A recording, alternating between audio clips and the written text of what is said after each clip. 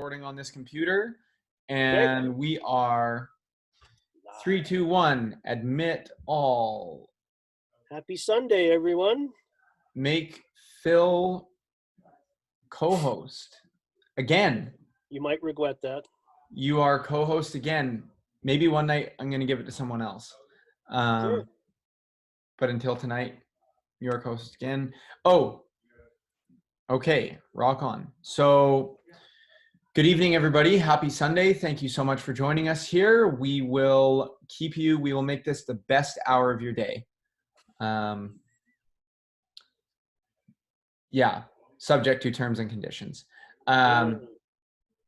So what do we have on the menu this evening? Well, I'm just looking at everybody's backgrounds here. Having fun. Yeah, I'm getting. Is that Devil's Tower, Paul? You're not making piles of mashed potatoes, are you?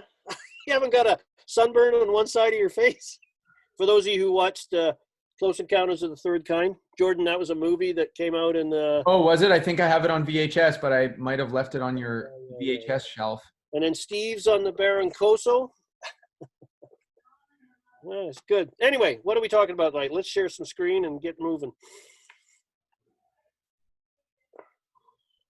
So tonight we're talking about our second part of approaching a new lake, which deals with sort of on-the-water strategies and tactics to find fish, and talk a little bit about trout behavior in lakes, and basically taking the three primary needs of a trout, that being comfort, protection, and food, and dig into those a little bit to help you figure out where to go. Because these are three primary headings that river and stream anglers use, and with a little tweaking, it's also a very good system for lakes as well. At least it has been for me. So talking about trout behavior, sorry, my settings are a little bit frozen up here. Okay, so this is a big difference between lake fishing and river fishing, right? So when you get a territorial fish, like, one sec, just had pumpkin seeds and I think I got one stuck in my throat. So when you fish, let's say you fish the Bow River and you become familiar with, a big brown trout that lives in a certain stretch of water. It's a very territorial fish. Well, that doesn't happen quite as much. I mean, it's not like you'll have I know an 8-pound rainbow that lives off of this sunken log near the boat launch. I mean, fish will move because, well, I mean, why wouldn't you? You have the option to. And a lot of times they will just be moving around in relation to their food source at any given time. So discrete trout populations, that's a wonderful word too. Nice language pattern there. Biologist word. Inhabit certain regions of a lake for a lifetime, right? So while you might not catch, the same big rainbow 8 times in a year off of the same branch, you might find that fish will inhabit one area of the lake, and that will be its home base. Basically, these fish, just let me move this grid up here. There we go. So they are literally swimming around and trying to expend the least amount of energy possible for the maximum return on their investment. And every once in a while, when the conditions are right and the mood strikes, they will mate. A lot of things have to line up for this to take place. They really need the right habitat. That's the biggest thing. It's not like rivers where they need, basically just some pea gravel or some, conducive bottom structure and they are off to the races. It's a little bit different, and we can talk about that a little bit more in depth. And they definitely don't live in holes or caves or behind sunken trees, or they don't swim circles around one particular rock for their lifetime. They actually will definitely move around for, and especially on special occasions, different emergences taking place and whatnot throughout the course of the year, or throughout the course of the open water season anyways. Yeah, basically they're cruisers. So they're not going to sit around and take up stations like a river and stream trout does. So they basically cruise around, swim, and eat. And most stillwater trout can't mate in lakes, can't spawn successfully. So they need moving water. They need an inflow stream. So that's why they've developed sterile, because the mating spawning process, they still go through it, but they can't really do anything about it. So it's very stressful on them and a lot of mortality. And that's what's caused them to develop sterile trout now for quality fisheries, commonly referred to as triploid, but we'll be talking about those in a future session. So the first factor we're going to talk about are comfort factors. These are things, again, these are all the comfort, protection, and food are just sort of three pillars to help you track down where a fish might like, eliminate non-productive water, if you will, is a term that's been used before. And these are the same things, as I said in the intro, that river and stream anglers use, and we're just tweaking that model to fit for lakes. And if you find all three of these factors, comfort, protection, and food in one location, that's going to be a prime lie like it is in a river and stream. That's going to hold fair numbers of trout, bigger trout, those kind of things. So, and for me, it's arguably the most important factor, simply because it's all around the trout's metabolism and providing an environment that they can extract oxygen efficiently, they can function essentially, and then they'll get on and doing other things. So we're talking about water temperature and its relation to oxygen and what it holds. We're talking about weather systems and other environmental things like lunar phase and the seasonal changes, which we'll just review a little bit that we went through a couple of sessions ago.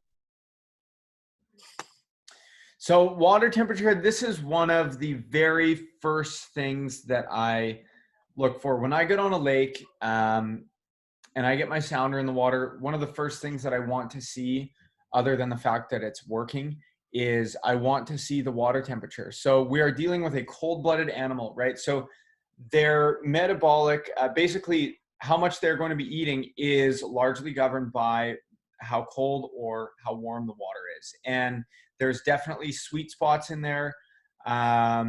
We will be, I definitely like to fish when a lake starts to get, so by 50, we talked about that post-turnover stage a couple lessons ago, right? So by 50 degrees, a lot of times you're starting to see, your first chronomid emergence is taking place, or maybe the bugs are starting to stage a little bit. Fish are getting quite happy. The water's settling, the water's clearing. I had a friend that mentored me when I was quite young, and he always used to refer to something called the magic 55. He said, when you can have 55-degree water temperature, you're pretty hard pressed not to find chronomid activity of some sort. There's a lot of variables that come into that. I know some lakes that you don't see any chronomid activity really taking place until the water starts to climb kind of closer to the high 50s. And a lot of that is because the lake doesn't have shoal area. It's pretty much you're waiting for those bugs to be coming off in 18 to 25 feet of water. So, but definitely this is where a thermometer comes in huge. And you can use the thermometer on your sounder. One thing to really pay attention to is that you're always reading the surface temperature, right? You're not reading at depth. You are reading the surface temperature of the lake. Once you hit that 50 degree, you'll start to see some bug activity.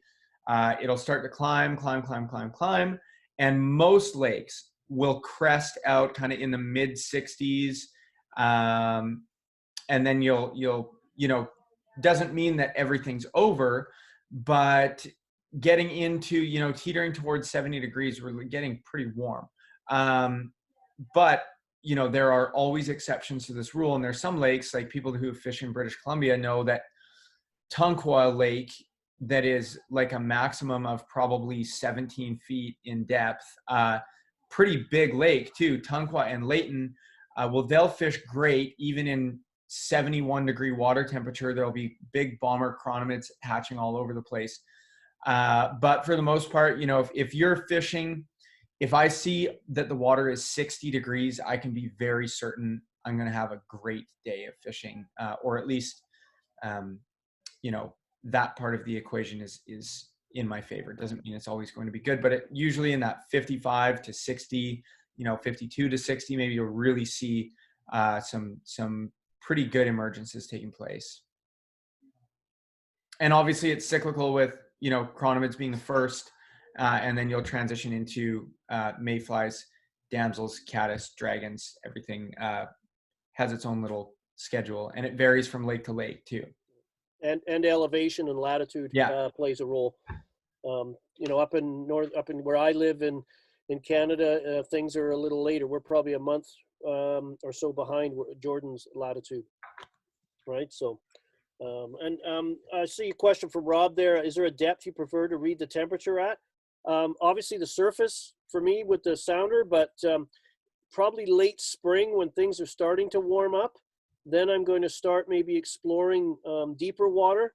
And I have that thermometer or depth therm on a cord, because you could have the top 10 feet of water considerably warmer or warmer than 15 or 18 feet down, right? Yeah. So you're always trying to think vertically with your temperatures, not just horizontally, like moving over to that bay and seeing what the temperature is, or moving over to that end of the lake.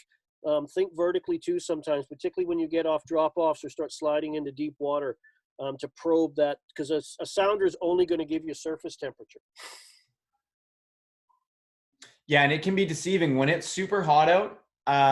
Your sounder might be reading 64 degrees, right? And then you get a couple days of cool weather and you go back and it's back down to, 57, 58. So don't always, that surface can heat up pretty quick. Yeah. And dissipate its energy. So so basically weeds will absorb sunlight through photosynthesis, and they will take CO2 and release oxygen to create carbohydrates that they use for food.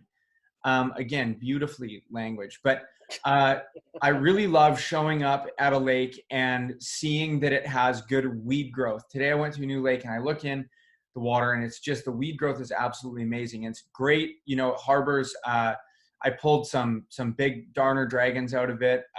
Damsels love it. Scuds love it. Typically lakes that have good weed growth will usually be fairly productive lakes and will usually grow fairly big fish.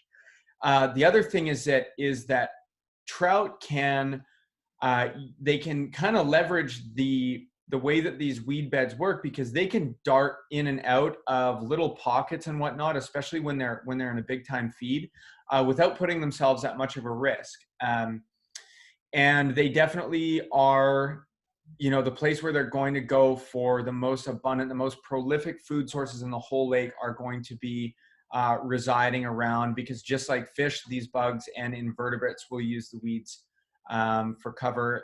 And you're pretty hard pressed to have a lake that has massive weed growth and not have some, that's not going to be barren of insect life for sure. No, that's like I said. Weeds are frankly a Stillwater prime lie, because they provide the trout with all three needs. So I always like being near a weed bed as a reference point. Maybe in the middle of it, maybe on the edge of it, maybe a boat length away from it. But weed beds are a hot spot for me that I often frequent. They'd be one of the first places I'll look. Like Jordan said last night, looking at a Google Maps, when you get out there on the lake now, you've got your Google Maps and you see this shoal. It could be barren, and all of a sudden you see a chunk of weeds growing in it. That's probably on that shoal. You hear sometimes bass and muskie anglers calling it the spot on the spot. The spot is that shoal. The spot on the spot is that weed bed that happens to be localized on that shoal. Yeah. So thinking like that. Other factors in comfort, trout are very affected, and lakes seem to be very affected as our bass, walleye, muskie, pike are very affected by weather. And it's the period of change, and it affects their feeding behavior. It slows their activity down.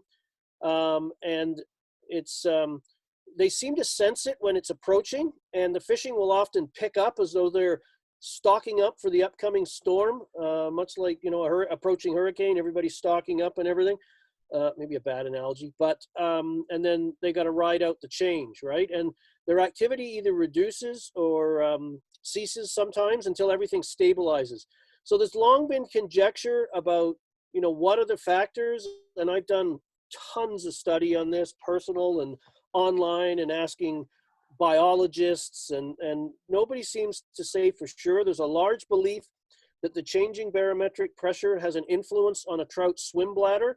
A trout swim bladder is used to control its buoyancy in the water, whether it rises or falls. So basically, if it adjusts its swim bladder correctly, it can swim effortlessly. If any of you out there have ever scuba dived, you have a BC that's called a buoyancy compensator, and basically you either inflate or deflate this thing, because I used to scuba dive, until you just basically suspend in the water, and then it's very easy to swim around.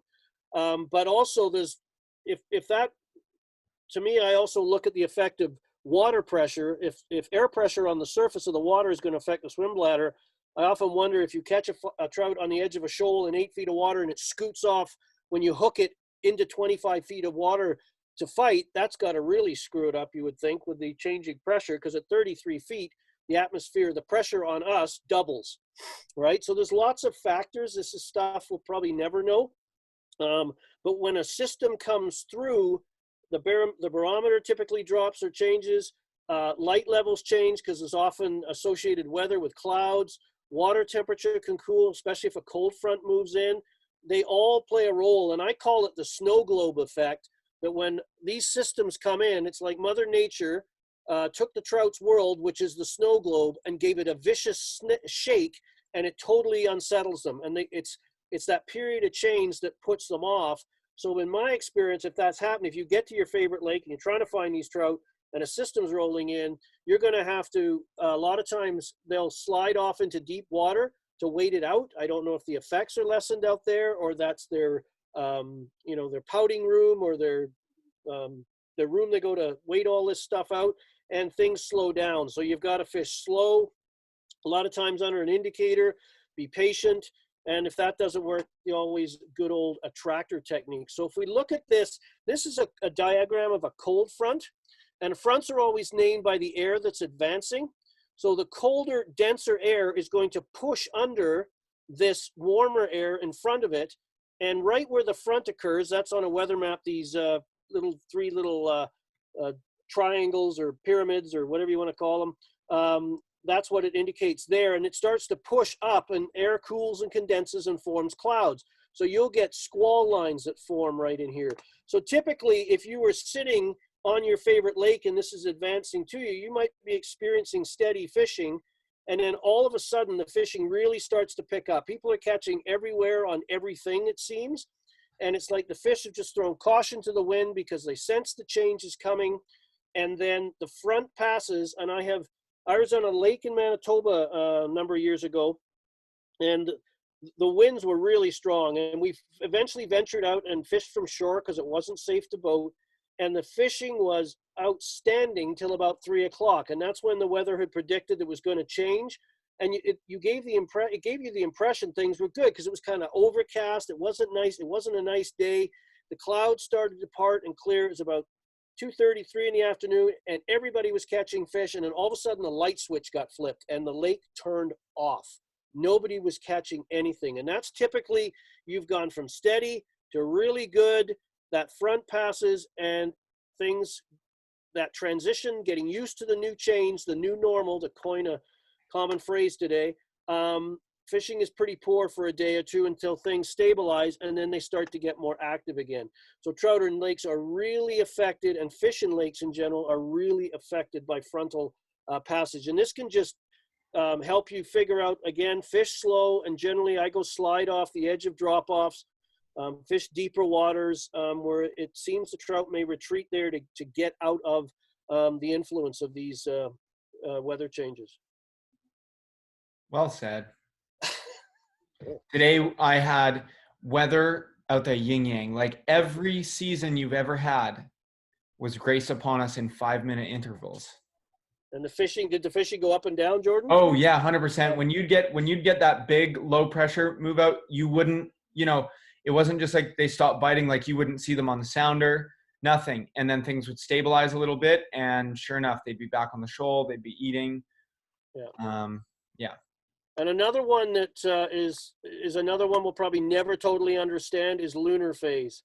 And for years, I kept records of different what moon I was fishing, and there were some inconsistencies. But trout are affected by lunar phase, and I've had generally my best fishing in the week prior to a full moon, and then the fishing has been lousy a lot of times during a bright, clear full moon and the period immediately following. And for many times, there's many anglers, particularly, we'll call them older anglers than me, used to live and breathe on the solunar tables, right? The game tables and all that stuff. And they would indicate minor and major feeding events. And I know some guys, if there was no minor or major listed for the day, or only one, and it was a minor, they wouldn't go fishing. That they totally govern themselves by was it John Alden Knight's solunar tables? Frank, I don't carry them with me, but I do sort of pay attention. If you've ever worked in customer service, you know the effect of full moons, right? That's when all of a sudden you get the strangest things starting to happen, and somebody at work says, "Is it a full moon?" Yeah, so I think it also has an effect on us. For years, people thought, oh, well, they feed at night because it's all bright light and they can see and they can feed and life is good. And from my experience, I went out, into the wee hours of the morning and listened to loons and coyotes and enjoyed the peace and quiet. But the trout fishing didn't match the expectations, that's for sure. And as I look back and think about it, a lot of the food sources trout like to feed on are also light sensitive, so they're not going to come out and expose themselves either. And doing some more research, it seems now I sort of fall in what I think happens to them, and again, this is all conjecture, so that when the full moon under clear, bright skies, it starts to affect the trout's rhythms, and it's not as pronounced if the full moon is blocked by cloud cover. But there is a gland in the top of a trout's head called the pineal gland. It's often referred to as the trout's third eye, and it's light sensitive. Trout use it in rivers and streams, shadows. So it detects overhead light, and if a shadow moves in suddenly, it will spook the trout and put them on alert. But it also releases the hormone. One of the things it does is the hormone melatonin, which controls rhythms, circadian rhythms, and those kind of things. And the belief is that basically the trout just gets out of rhythm. I guess a simple analogy is it's sort of got jet lag. So it's just out of sync, out of rhythm, and it affects the feeding behaviors, right? And the pineal gland's also believed to initiate when a trout, because it's a light sensitive organ, it actually releases the hormones to make the cones retract and the rods rise up in the trout's eyes, so it prepares for night vision, right? So you can imagine if it's bright out because of the moonlight, basically this is all kind of screwing the trout up. And I put this link on the book on the page already, but this book, Trout Sense by Jason Randall, is an excellent resource for this. It's got some good explanations on this. Jason is a veterinarian scientist by profession, so he's very much into this stuff. I've had some wonderful conversations with him about these things that make trout go bump in the night. Wow, that was beautiful. So typically when we see seasons change, and it's crazy, this one seems to be going about 3 times faster than ones in years previous. But where you're going to find fish, how you're going to find fish, and what you're going to find them doing is going to be drastically different through different times of the year, right? So the way that they behave is greatly influenced by the time of the year that you're fishing. So the same behavior that you're going to see early in the spring, right? The same behavior that you're going to see in those first few days after ice off. Fish are up in the shallow water. They might be, keying in on those staple food sources that they can fill up on that are available at all times. That's going to be much different come, the second week in June or the third week in May, or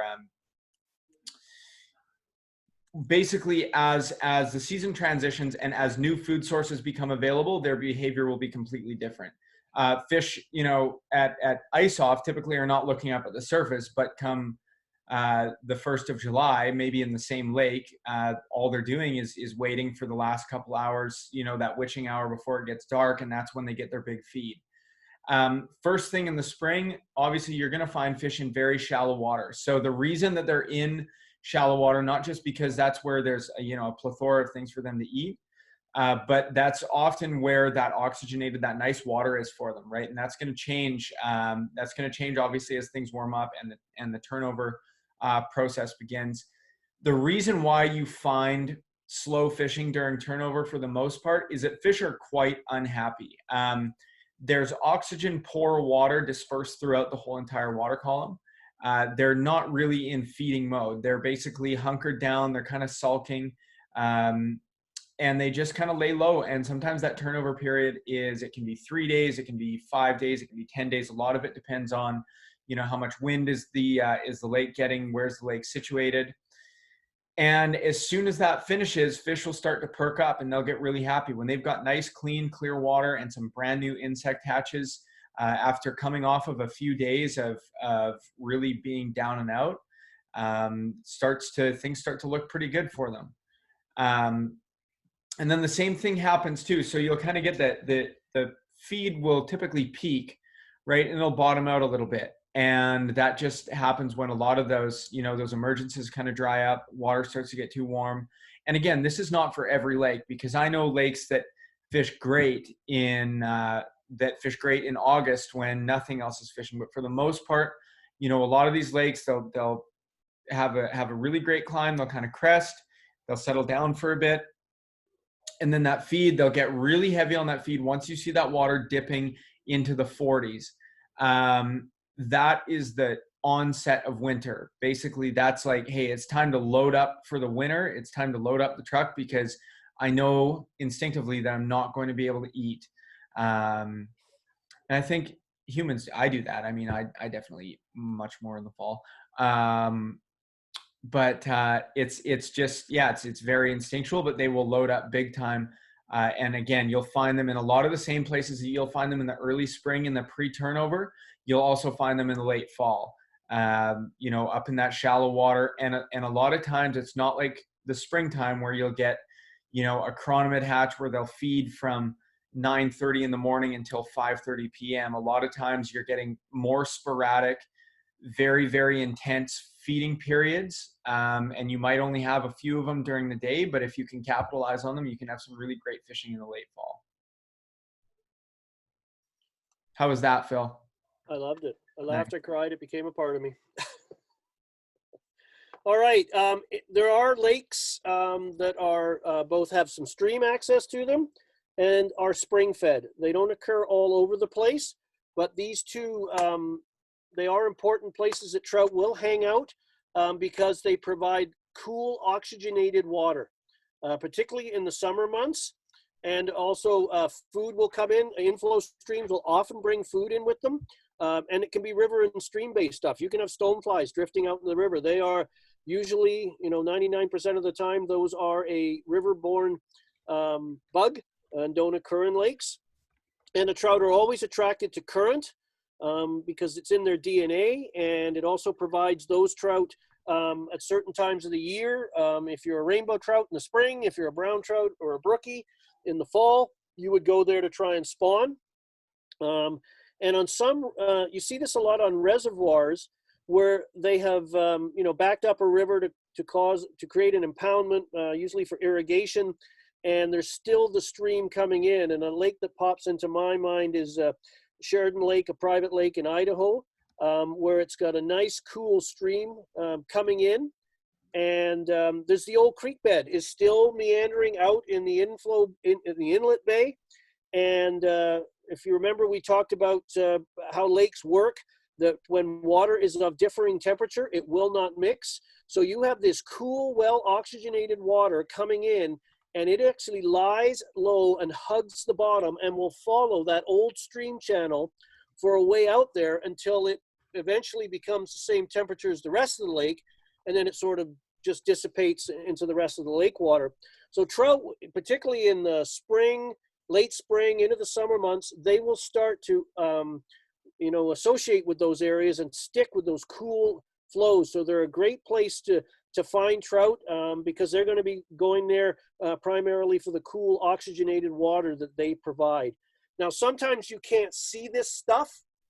So one of the things I look for, if you're somebody said, there's an old creek bed in there, even though the stream is coming in, but the lake I referred to, that Sheridan Lake, it has a big inlet bay. It's pretty wide and open. So that stream bed, you got to find it. It tends to run along I'll say the east shore, if I've got my bearings right. And you can look for a color change, because that old creek channel and that particular lake is about 5 feet wide. Sometimes you'll see it on your sounder. If you drift over it, it could be 8 feet, boom, it drops down to 9 feet, to 10 feet, 11 feet, and then climbs back up. That's all it is. It's the boat length sometimes. It's not a big, wide open river necessarily. They can be quite narrow. Springs also, if you use the differing water, sometimes the water will be a different color. It'll be lighter water all the way around, and then it'll be this kind of a dark spot. That could be indicative of a spring. If you fish Klamath Lake in Oregon, they percolate up out of the water. That's very nice to find springs. When there's little bubbles coming up like an aquarium, that's a really nice way. But when you find those springs, Henry's Lake is famous for them in Idaho as well. Those springs are pretty guarded secrets. Very few anglers tell about them because they're little hot spots, because they can be a boat length in diameter. And then you'll just fish, into them and around the edges, because the trout are attracted to that cool, percolating water. And if you find them, if you've got GPS on your sounder, that's when you're going to use it to drop that waypoint so you can find it again. In the old days, we used to use triangulation, take 3 points, look around the surrounding landscape and pick 3 points that aren't going to move in a year, like a dirt pile or something that they could move, but like a mountain top, a house, and where if you drew lines out from those 3 items, where they cross or intersect is where that spring should be. But you got to make sure you get your angles right. It's tough to beat GPS nowadays, but these are a prime location to go to when water temperatures are starting to get high, if they exist. Not all lakes have inflow streams or springs. When we talked about eutrophic lakes the other night, they generally don't have a lot of inflow streams or outflow. It's because that's what makes them so productive, is all the nutrients get carried into the lake and settle and create that productive environment. Yeah, and you'll see that too on a lot of really big water bodies. That's some of the best fishing that you will find, just for especially lakes that have sockeye or Chinook salmon spawning habitat, where they get those out migrating fry. So protection, this is huge, and this is one of the biggest things that I look for if I'm going to go fish a mud flat or a ledge, anything. I always look at, if I were a fish, what's my plan? What's my exit strategy here? And if I have an exit point, or 1 or 2 of them, I'm going to feel very good about going up on this shoal, feeding for a bit. Eagles, ospreys, loons, all these predators that I have, they've got a pretty slim chance of catching me if I can retreat back to that deep water where they can't find me. It's tough for fish to be really exposed in that super shallow water, especially if it's clear, right? And so this is one thing too that I will touch on for a second, is I find fish to be a little bit more ambitious in lakes that have that darker, kind of a dark bottom and kind of a tea color, tea stained water. I do find fish to be a little bit more naive when it comes to moving into that shallow being 5 to 10 feet of water and feeding. And it's crazy to see fish in high sun, dead still, middle of spring, and they're cruising around in 4 to 6 feet of water feeding, because I think that really that watercolor, you have the water surface and you have water that's not all that clear, does provide a great deal of cover for them, in opposition to a lot of lakes that you'll see that are, white marl shoals that go on forever. Early in the morning, you'll see those fish up there, but typically in the middle of the day, they will be nowhere to be found. Light is a big thing. So fish typically will be a little bit more, audacious in low light periods, right? When that sun gets super high, It can be tough to find them feeding in the same areas that you'd find them in a low light situation, especially. Um, Sorry, that's okay. That's okay. Yeah. You're forgiven for this Yeah. one. The next one is structure, right? So what kind of structure do they have around them that's going to help them? So this could be, like on Shuswap, I know a lot of fish are very willing to come close to shore because they've got these huge, giant rock faces, right? And it's very easy for them to find a lot of cover. The next being vegetation. So we talked about, weed beds, right? Fish will watch them today darting in and out of these weed beds, grabbing damsels, grabbing shrimp, because it's easy to get in and easy to get out, right? Even though they're sliding right into 6-7 feet of water, they can also get out just as fast as they came in. And the last one obviously is depth. Fish, a lot of times big fish are very comfortable chowing down on chironomids in 22 feet of water, 18 inches off the bottom. It's a very safe place for them to swim around and eat. And I don't blame them for doing that. If I was a rainbow trout, I would probably do the exact same thing. So just to summarize some more of these points, the water surface, think of it like a riffle on a stream. It breaks up and diffuses light, and that gives the trout a sense of confidence. So a practical scenario, you may be looking at two bays that look both nice. You've heard good reports from them. They both seem to have weed beds. They have drop-offs, and one is flat calm, and the other has a ripple on it from a little breeze. I would choose probably the rippled one to go investigate.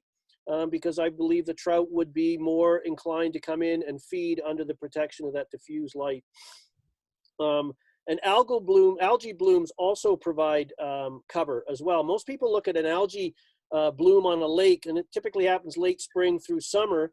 And Jordan mentioned a couple of lakes in British Columbia that have these, but algae is a plant. So what it's going to do is it only typically extends down 6 to 10 feet. All of that algae is thickest at the surface because it's trying to get up to the surface where the sun's energy is the greatest to photosynthesize.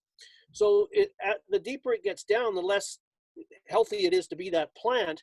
But what they're doing is that algae is absorbing the sun's energy, and underneath, the trout feel protected and the water is cooler, and they're quite happy swimming around there and having a good old time. We've had some excellent fishing in those situations by fishing under that algae cap. Yeah, for sure. And yeah, algae, that's another one too. Can be just a absolutely fantastic cover. Sometimes you can have when you get a big algae bloom can make things a bit complicated sometimes, but a lot of times fish are still feeding down below the algae, right? It's nice because it's actually cooling that water down. So like we had mentioned, fish, trout really like the low light periods when there's some lakes that I used to fish that have very, very clear water. And, a lot of times you'd go in at, 5:30, 6 o'clock in the morning, and there are fish everywhere. They're up in the shallows. They'll be up, 100 feet from any safe zone, eating scuds, rooting around in the bottom. You go to the same place at 10 a.m. and there's not a fish on the entire shoal. Like we had mentioned, water clarity plays a huge role in this, right? Fish that are in those tannin waters that are, they aren't, they're a little bit easier to camouflage, especially you couple that with vegetation. And that's typically where you're going to see fish that will feed and feed and feed and really not think too much about it. Again, just like early in the morning, late in the day, kind of last few hours or the last hour before light ends, you will find those fish slide back into that shallow water and go in for another feast. I was out the other day on White Lake, top secret, near Salmon Arm. I'm just kidding, but fish were way up on the shoal. They were in 2 to 5 feet of water. And as soon as the sun got on the water and it started to get warm, they were out. Then we were finding them in 30 to 40 feet of water. So they'll definitely use that. And it's a very clear lake. You can see bottom in 20 feet of water. So definitely look at the positioning of the sun too, right? And where it's going to be at a certain time, roughly. And you can really use that information to your advantage, especially fishing shallow water. Yeah, I use the sun as well. If you've got a lake running north-south and you got the sun's rising in the east, those drop-offs and points on the western side of the lake are going to be in full sun. So there may not be fish on them, but the lakes, the drop-offs and points on the east side of the lake are going to be in shadow. And then as that sun travels across the sky, the reverse takes place. Now those eastern those western facing drop-offs and points on the east side of the lake are going to be bathed in sun and may not be holding fish. So there is an effect, so again, what we're trying to establish here is you're going to be looking at different situations and thinking how the light might affect where the fish are going to be, because as Jordan said, they like that that sort of low light to ambush prey and to feel secure from their predators as well. Yeah. Structure is important, and structure is, to me, is physical stuff, like the underwater contours of a lake. We went over showing the bathymetric maps last night. Now you're out on the lake looking for these very things, right? And you can use, when I get to a lake and I've done a little pre-study and I haven't been to it before and I've looked at Google Maps and Google Earth, I always like to look around at the surrounding topography and just get a measure and try to get my lake maps orientated so I know where I am exactly. Because if the land going into the lake is on a shallow angle, chances are it's going to carry on into the lake like that, and that's going to be indicative of shoals, right? Whereas if it's a steep-sided drop or almost a cliff, it's going to be deep along there. And at certain times of the year, you're going to be wanting to be in the shallows, typically spring and fall, when trout are most likely to be there. In the summer months, you may want to be looking in those deeper areas because the trout will be in deeper, more oxygenated water. You're looking for areas to channel trout movement. So sometimes 2 points of land coming out will form a ridge. Trout will relate to that ridge. They are structure orientated, maybe not like a largemouth bass that'll sit under a lily pad or under a log to ambush prey. They still like to have structure nearby. Every animal, I think, likes it. If you were to drop a mouse in a room, it doesn't run around in the middle, it runs along the wall. If you've got a cat or a dog, the next time you call them over, watch how they come. They don't always come right across the open part of the floor. They'll walk along the couch. A cat will go underneath the table. They're always looking to have some relationship to some structure-wise. My kids played a joke on the cat once. They took some green painter's tape and made a box, taped it on the carpet, put a tape box on the floor. Within 15 minutes, the cat was curled up in that tape marker, right? There's nothing there but tape, but the cat viewed it as a place to go sit on or be near. So, and they've done those studies with fish in ponds, put cover in and watched how they relate to them, to the point they even related to a black spot on the side of the pool. So we're looking for drop-offs, points, sunken islands, weed beds again, beaver lodges if they're present, particularly if you've got lakes with bait fish in them. Bait fish love to hang around beaver lodges. And those up above the edges, the areas of transition. So areas of transition would be weeds to mud, rocks to mud, weeds to rocks, the edges. Trout are going to cruise and relate along those and use them like little underwater highways or game trails. And if you can find them, these are places, again, you want to mark, because trout are creatures of habit. We talked early on about discrete trout populations. They will have their little migration routes that they follow, or their feeding routes that they follow on a daily basis, and they'll follow it as long as they're not uninterrupted. So again, this is where what we talked about yesterday, bathymetric maps can help you when you doing your pre-study and you're trying to find these spots, because what we're trying to do here is be efficient. We want to have, when we get to the lakeshore, Jordan and I want to have an idea of where we're going. We're not just standing there scratching our head, shrugging our shoulders and deciding to go left or clockwise or across. We've got a bit of a, we've identified sort of an A spot, a B spot, a C spot, et cetera, et cetera, et cetera. And that's going to be our route map that we're going to follow when we're looking around. And your sounders are the things you use on the lake that kind of work well with your bathymetric map, because your sounders will find that subtle structure that a bathymetric map doesn't. Remember, a bathymetric map's kind of this 20,000 foot view, whereas a sounder will help you find little humps, little ridges, little sunken stream beds, those kind of things. Sunken.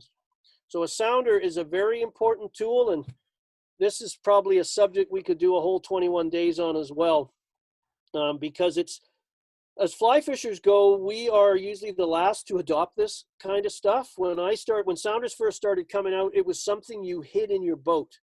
You turned it off and you masked every piece of presence, because a lot of people figure, they just call them fish finders. And that's certainly one thing a sounder can do, but it does so many other things. So it's great, as I said, for finding those subtle subsurface pieces of structure. And my recommendation is you try and buy the most expensive one you can afford, or get past your own Ways and Means Committee, your spouse usually, and what they're going to approve, and then learn how to use it. It's a bit like a DSLR camera. You can certainly turn it on and set it to autofocus, and it'll take great pictures. But if you've invested that kind of money, you're going to start to play around and find out what shutter priority is all about, what aperture priority is about. What if I play with my ISO and all these different features? That's what you're kind of doing with the sounder, and getting it to work so it works for you, because left in auto mode, it does what you think it wants to do, but there are situations you don't always want it to do that for you. And different lakes and conditions, like a murky lake, sensitivity is the strength of the pulse that goes down and returns back up. If you have that set too high, it's going to pick up too much, and your sounder screen is going to look like a blizzard. So you have to tone it, back it off. Usually you want to run it about minimum 50%. But if it's a clear lake, you can turn it up a bit, and it's going to give you better sound, because there's less debris in the water for this to give your sounder all kinds of headaches and erroneous readings and things like that. So what happened to the Fishing Buddy? It's gone, basically. We used to like the Fishing Buddy. I love that thing. But the only drawback to a Fishing Buddy was its power source. It gave us side scan, which is fly fishers we need, because we like to see what's out in front of us or beside us and those kind of things. And it provided that, but running off a C cell is not as strong as a 12-volt deep cycle, right? So you get more, better returns and readings and more fancy features on there now. And there are portable options that you can use as well. There's a Canadian company called Float Tube Fanatics, and that's literally on the website, floattubefanatics.com. They have developed a system where you can strap sounders onto float tubes. The battery pack is in a self-contained composite box. I use them on my big boats because they're removable. They just clip in. You can either clamp them. They've got a special mount that you can clip them into. They're very easily to remove. They've got magnetic transducer mounts that'll suck through the hull of a boat to hold it, or strap on to a float tube. And what that allows you to do for the first time, they're powered by a gel cell battery, is you can put a Helix 12 on there, with 12-inch screen with Netflix, Amazon Prime, everything you need, plus all the features you want for your sounder. So you're not limited by a smaller unit that has limited capability. So yeah, float tube, Jordan's put it up there. Just put the www in front of that and it'll get there. So do I recommend getting an extended warranty? I'm bad for this on all electronics. I never do. I've never had a problem with them unless you drop them or a little rough with them, but at which point they usually won't warranty it. Yeah, usually they won't. It's usually warranty covers something that went wrong with the sounder, and they're built so well that they're just bulletproof. I have never had an issue with mine. If it's something wrong, it's not behaving, it's usually a result of you don't have enough charge in your battery. It starts to shut. It can't run all of its features, so it kind of goes into this basic running mode, right, where it doesn't do those kind of things. So again, it's tough to cover in one slide because it's such a powerful tool to have out there, particularly when it comes to looking for stillwater structure. 100%. So when fish are looking for food, they're going to go wherever the food is, right? And they're a lot like people. So obviously the first one, we talked about the importance of finding weed beds, because weed beds are just so productive. A lot of these lakes that they call a food factory lake, basically meaning a lake that's just loaded with, and these are usually lakes that grow really big fish, lakes that are just, loaded with shrimp, loaded with chironomids. A lot of times you're going to find that these lakes will have really, really great weed bed structure. Shoal area, right? So a lot of times with the photosynthesis, which with, typically you're not finding fish in, or you're not finding those giant food sources in water much deeper than 20 feet. That's where they can go shopping, is in that water that's 20, maybe just over 20 feet. But for the most part, it's, 20 feet right up to that shoreline sometimes. And I've seen fish poking into, bulrushes and stuff, and they're in 2.5 feet of water and their backs are, almost out of the water, especially when they get on things like damsels. It's worth it, even if we've covered a lot of entomology, it's worth it to go back and just take, be a little bit more, there's always something you'll pick up that you didn't get the first time, and understand the life cycle of the way that, that a lot of these bugs work, right? Understand how and when and why you're going to be finding chironomids and mayflies and damsels and leeches and dragons and all these different things.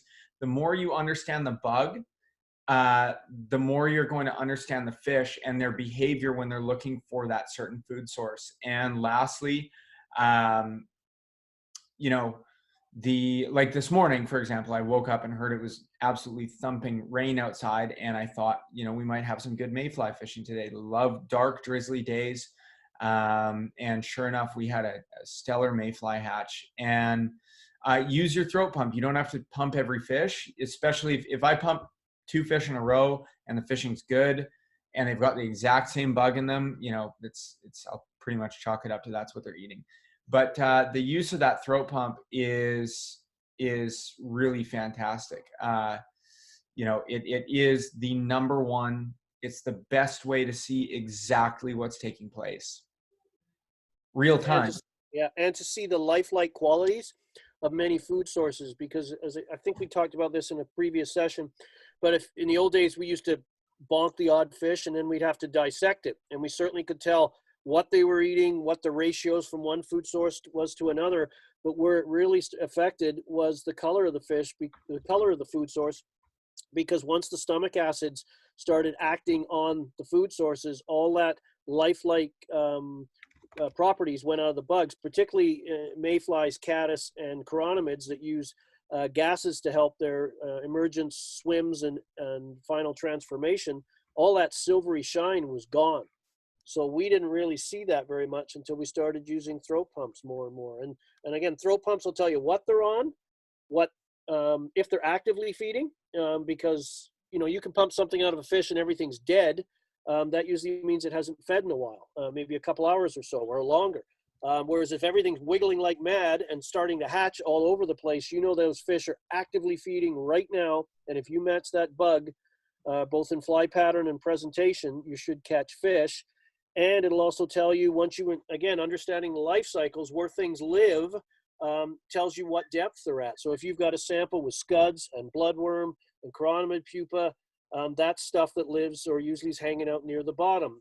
Of course, chironomids do emerge, but if you pump a fish and it's got adults in it, a couple of grasshoppers, maybe some chironomid pupa, that's signs that they're feeding up near the surface. So again, that it's such a valuable tool. You never want to leave home without it. 100%. Yeah. Are we sure throat pumps do not hurt the fish?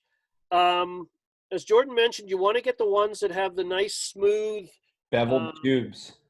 I got one here, this smooth tube here. It's got a bit of a bevel to it. And how you use it, this is why we conservatively, because we're trying to do this as minimally invasive as possible. So Jordan, is this in frame? Because I can't quite see my screen with the screen share. Yeah, it's going actually right into the brown trout's what I'm going to do? back. I'm going to, just hold on for a second. Don't do it. Don't pump them like that. No, I'm going to try and take my virtual background off. There we go. So everybody's seeing me back as I normally am, unshaven and office in the background. Is that correct? Yeah. Okay. So there's the throat pump, right? It's got it won't show up in camera, but it's got a nice beveled end.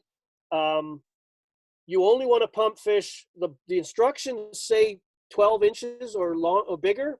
Jordan and I use 14, to make sure. 12-inch fish. First of all, to be honest, I'm not terribly concerned with what a 12-inch fish is eating. No. Because fish hang out by age class. I want to know what the bigger fish are eating, right? Because they're the ones I'm interested in. So if I'm catching lots of small fish, I'm probably going to move.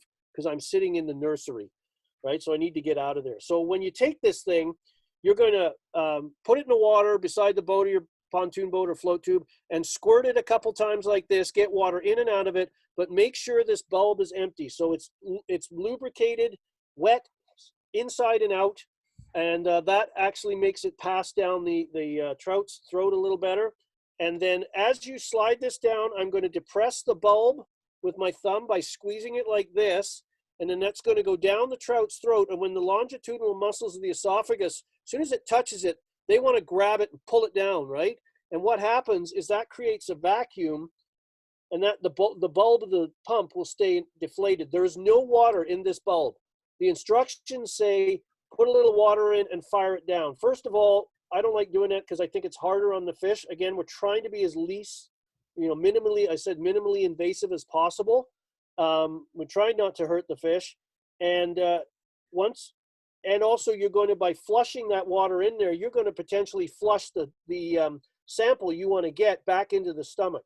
You want to get just what the trout's eaten in their esophagus. So as you withdraw this, you're going to hear an audible sucking sound, and that bulb's going to inflate, and it will pull. It doesn't have to touch the food source to get it. It will vacuum it out, right?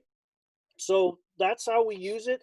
I don't know if it hurts the fish or not, but I know I have caught fish in a couple of lakes I've been in. I remember catching a fish I pumped one day, and I know I caught it again the second. I'm pretty sure because I was in the same area, and that fish was missing half of its gill plate, right? So that's a pretty prominent mark on there. And so I know. That's how hard you set the hook? Pardon? That's how hard you set the hook? You tore half Yeah, I ripped its off? face off, yeah. And again, so we say conservative use. As Jordan says, typically the first fish of the day gets a throat pump. If I move spots, I may throat pump again if what I'm doing isn't working as it was in the previous spot. If I'm fishing chironomids, we tend to use the throat pump more because what they're feeding on can change. They could eat size 16 green, size 12 black, size 10 brown, size 16 olive throughout the day. So it allows you to stay in touch. In the fall months, I'll typically pump the first fish, and that might be it because their diet thins right down. They're only eating those staples, those bread and butter food sources, and really all I'm looking for is their feeding. And if they are, that'll keep me going for most of the day. There's no need to really pump anymore because you got it pretty well dialed in. Yeah. Are there larger pumps for larger fish? No. This is the only size I've seen. Sometimes I wish they made larger pumps for those really big fish, but no, these work. I've probably 25 inches to 14 inches you can throat pump a fish.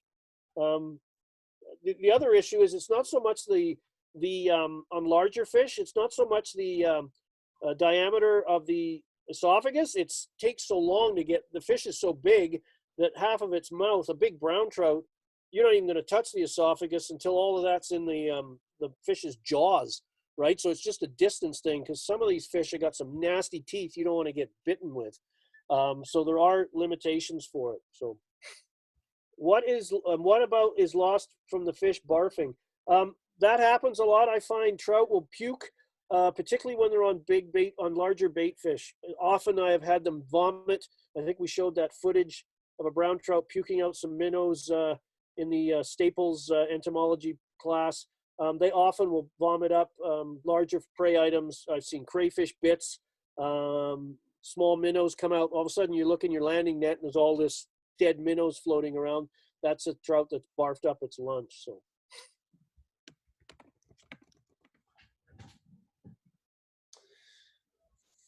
This is a nice chart.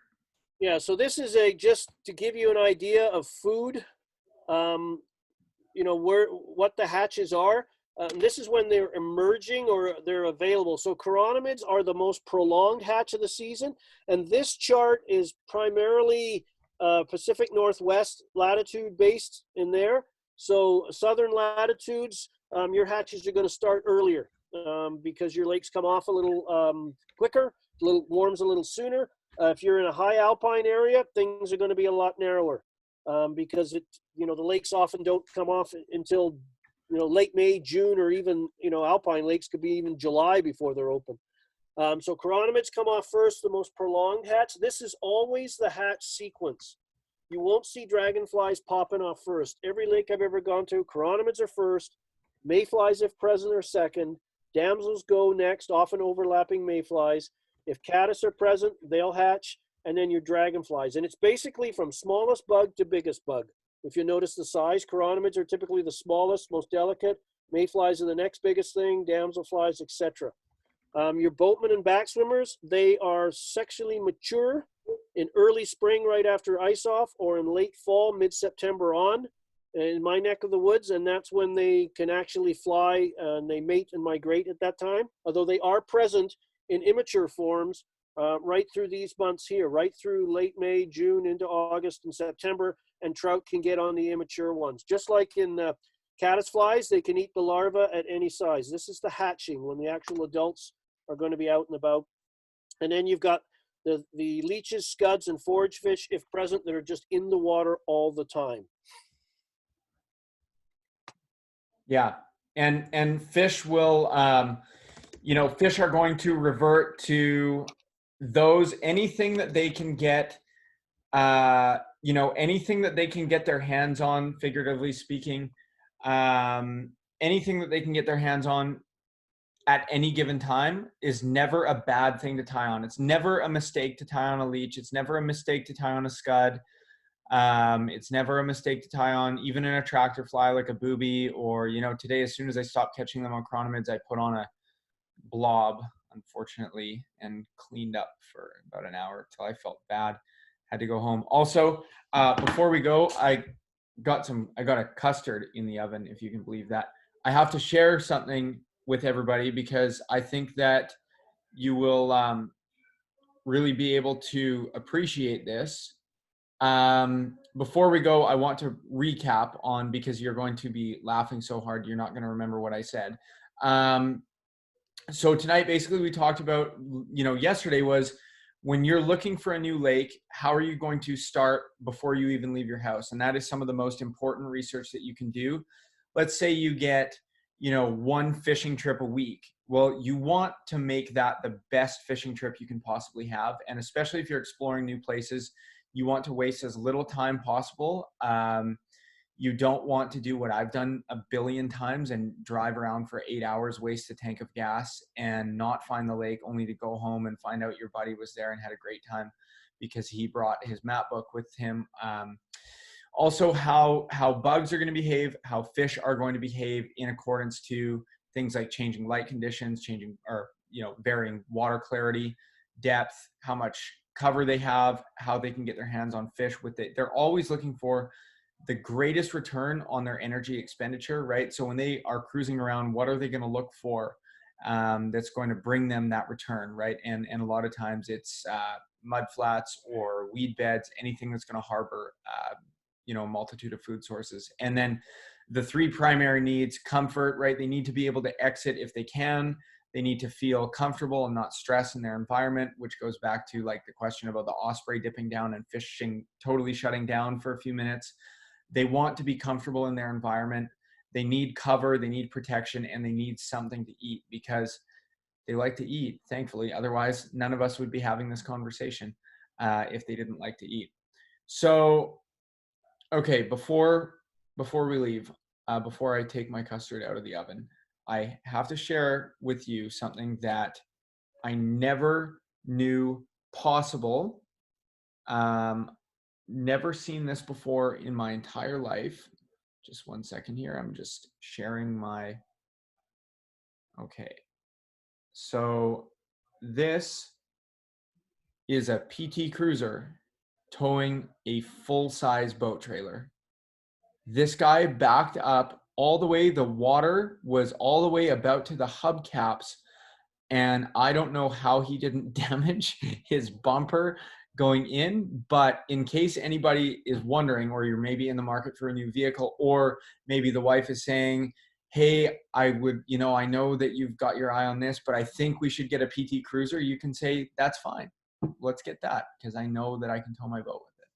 So anyways, that was a highlight of my day. Other than this, of course. Okay, there's still a couple of questions there. Teddy says, how would you approach a lake if you know that you'll be casting from shore, for example?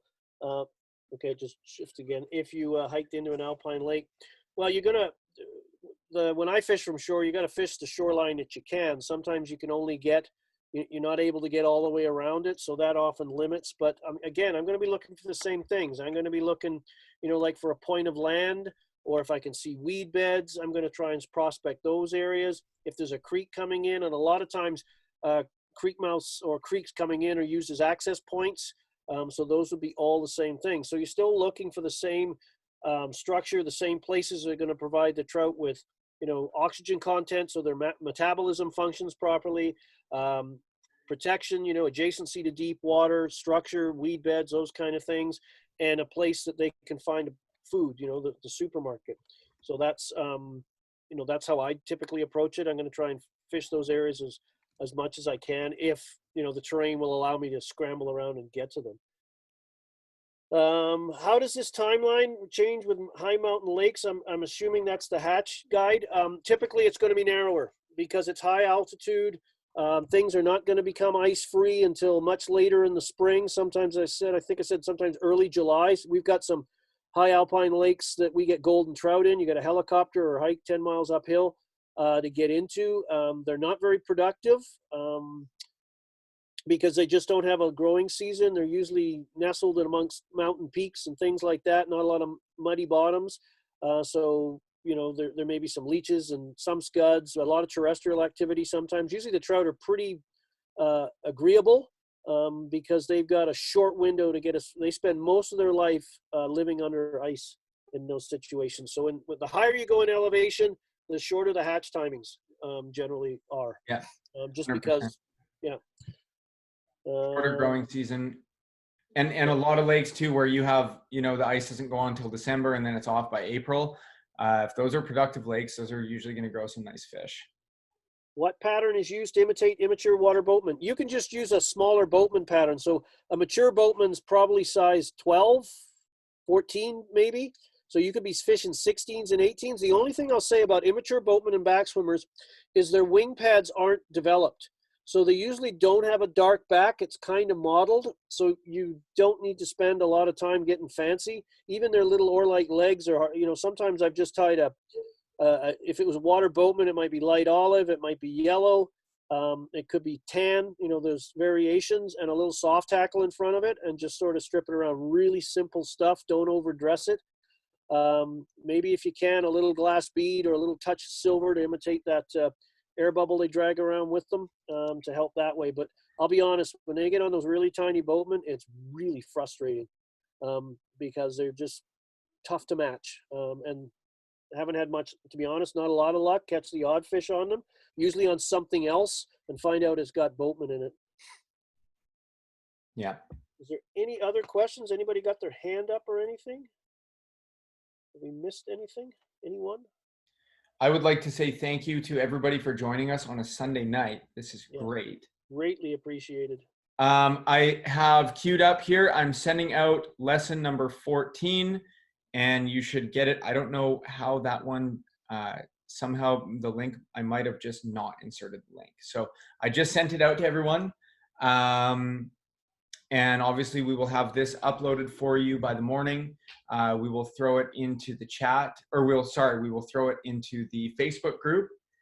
And Phil and I both have a new hat tonight, in case you guys are wondering. But that was just a special celebration for night 17. So anyways, if you guys can be back here tomorrow at 8:00 p.m., we will meet you there. And you're telling us you have water in that bottle only, right? In this one? Yeah. Yeah, Oh, you can't even see it. It just looks like a trout. Yeah, probably gin. No. Okay. Good night, everybody. We'll see you tomorrow night. Awesome, you guys. Take care. Have a great evening. Good night.